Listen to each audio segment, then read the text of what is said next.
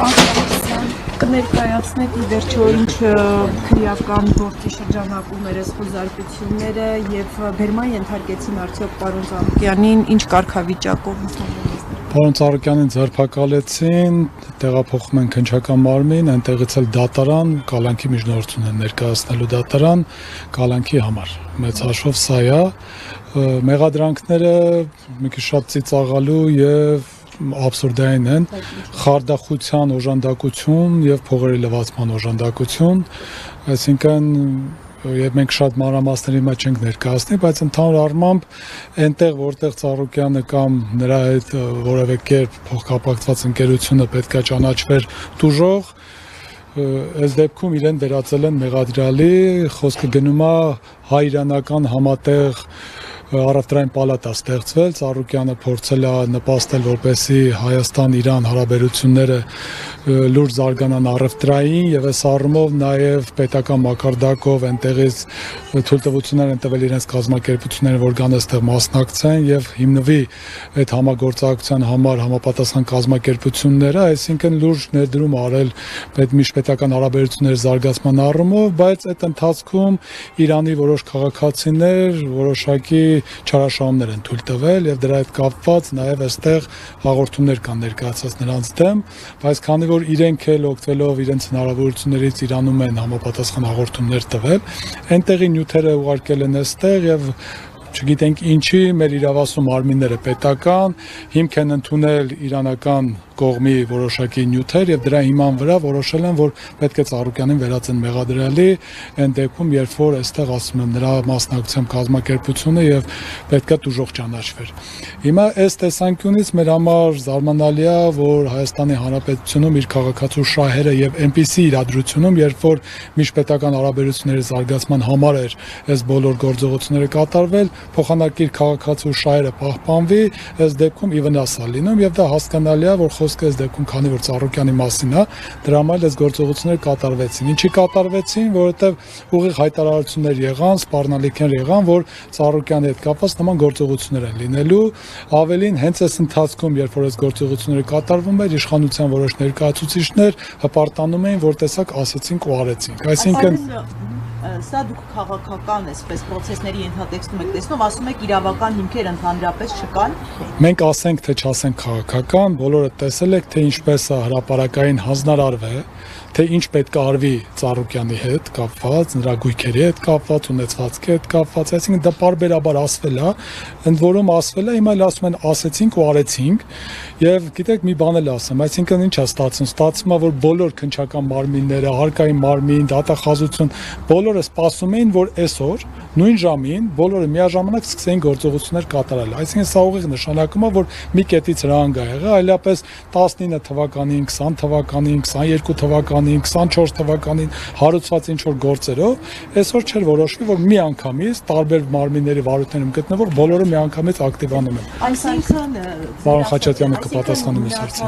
Այսպես ասած մուլտիգրուպ կոնցեռնի ընկերությունները գիտեք, որ խոզարկություններ են կապարակնկվել են, շատերը փաստորեն այնտեղի հետ կապված ոչ մի հարց չկա, այսպես է դուրս գալիս։ Այսինքն հարցը չհասկացա ինտերնետ ներկայացվեց, որ հայ-իրանական պալատի ստեղծման հետ կապված տվյալ պարագայում պարոն Ծառուկյանի մեղադրանք կառաջադրվի, այսինքն ձերբակալվել է պարոն Սարգսյանի կողմից նշված մեղադրանքներով, ըստ էության մյուս գործերը ուղղակի այս ճնշումների շարունակությունն է, որպեսզի բոլոր հիմնարկ ձեռնարկությունների գործունեությունը կանգնացվեն։ Պարոն Սարգսյան, պարոն Խաչատյան, այսինքն խարդախության եւ փողերի լվացման հոդվածներով իրեն մեղադրանք արդեն առաջադրել են։ Դե ձերբակալել են դատարան ներկայացնելու համար, ըստ էության հիմա մենք կշարժվենք քննչական մարմին ու հանրային քրեական հետապնդում հարուցելու մասին որոշումը կներկայացվի պարոն Ծառուկյանին։ Պարոն Խաչատյան, 12 ժամ համարյա ներսում էին իրավապահները, կարող եք այդ process-ից մի փոքր ներկայացնել, ինչ էին փնտրում, ինչ վերցրեցին, ինչ էր տեղում։ Ճիշտ ասած, ինչ որ փնտրում էին ու գործին վերաբերելի որևէ նյութ չեն վերցրել ըստ էության, իսկ մնացած ինչ որ վերցրել են ապօրինի, դրա մասին հայտարարությունները մեր կողմից կատարվել են ու հետագայում բողոքարկման process-ներ կսկսվեն։ Այս պահին ոչ։ Ամեն դեպքում գործին վերաբերելի պատասխանատու կերպով ասում եմ, գործին վերաբերելի որևէ փաստաթուղթ իր առարկա չեն վերցրել։ մի բան էլ ավելացնենք, հա, այսինքն ինչ է ստացվում, որ ամբողջ պետական իրավապահ համակարգը այսօր մոտ, եթե չեմ սխալվում, տեղեկություններ եկան, որ մոտ 70 հաստատող խոզարկություններ են կատարում, բոլոր հնարավոր գործարանները, սպորտային կոմպլեքս, չգիտեմ, օլիմպիական կոմիտե եւ այլն, բոլորը խոզարկություններից հետո կապարակնքվել են, այսինքն գործարանների գործունեությունը սպային պետությունը դադարեցրել է, այսինքն դա լուրջ վնասներ է պատճառում եւ պետությանը եւ ընկերություններին եւ այն քաղաքացիները, ովքեր արդեն կլինեն մոտ 1000-ից ավել, որ պետք է աշխատեն աշխատանքից ըստ էության սպային զրկված են եւ այլն։ Հիմա սա նշանակում է, որ պետական լծակները ամբողջությամբ կիրառվում է Ծառուկյանի նկատմամբ, ավելին ասեմ, նույնիսկ հենց այսօր հիշել են, որ Աբովյանի քննչական բաժնում ինչ որ քրեական գործ կա, որով այն կենթանիները, որ այստեղ պայմանական ազատ վիճակում են, այսինքն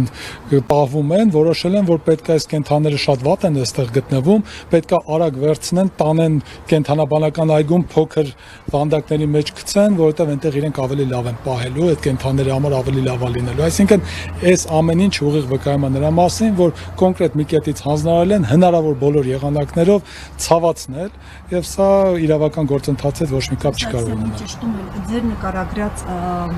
այդ հայիրանական թեման, որով ասացիք իրեն պատրաստում են մեղադրանք առաջադրել, դա վերաբերում է խարդախությանը, թե փողերի լվացմանը, թե երկուսն էլ այդ նույն թեմայով է։ Նույնի շրջանակում է, բայց այն դեպքում, երբ որ հայկական կազմակերպությունն է ներդրումները կատարել, հիմնական ներդրումները եւ հակառակ կողմը իր խոստումները չկատարելով որոշակի չեմ ուզում ես ուրիշների արարքներին գնահատական դեռևս տամ, բայց կոպիտ ասած խարդախություն իրենք են կատարել, բայց փոխանակ այս պարագայում այս հայկական կազմակերպությունը, որովհետեւ երկկողմանի է կազմակերպությունները կամ դրա ներկայացուցիչները ճանաչվեն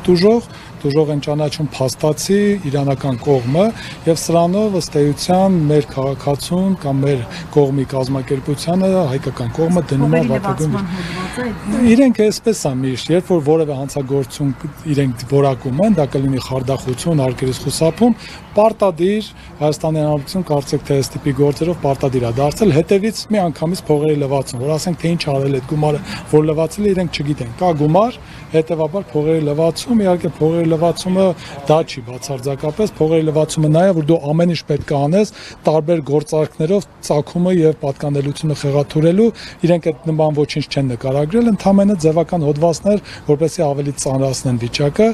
այս պայն ավարտենք մենք գնանք քննչական մարմին կենթանիներին ասացիք տարել են ինչ որ քրեական գործի շրջանակում հա իրենք ասում են որ կենթանիներին այստեղ պահելու իրավունք չկա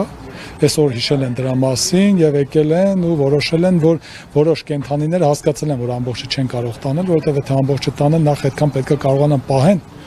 իսկ այստեղ այդ կենթանիները շատ լավ պայմաններում են պահպանվում իսկ հիմա իրենք պետք է տանեն կենթանաբանական այգում խոսքի մի քանի կենթանի փորձեն փոքր վանդակներում պահեն ինչքանով կարողանան իրենք գիտեն այս պայն դեռևս տվյալ չունենք առանձին գործողությունը կատարվում դրա մասին առանձին կանդրադառնանք